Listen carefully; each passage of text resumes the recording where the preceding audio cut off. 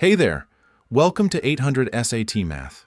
In this video, we are going to discuss a quick tip about geometry, specifically surfaces questions in the SAT Math test. But before we start, like this video and subscribe to our channel to get more videos and tips for better SAT Math score. First, you have 15 seconds to read and review the question. If you need more time, you can pause the video.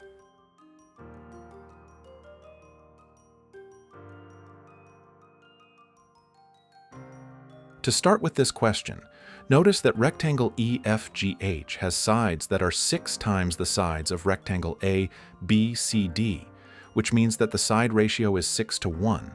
And in order to find the area of rectangle EFGH, you need to obtain the ratio of areas of both rectangles. To do that, you can simply square the side ratio, and you will have the area ratio.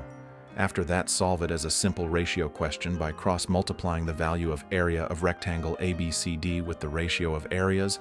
The final answer for the area of the rectangle EFGH is 1,944. The answer should be D. You can pause or repeat the video for further clarity and apply this method to other similar questions.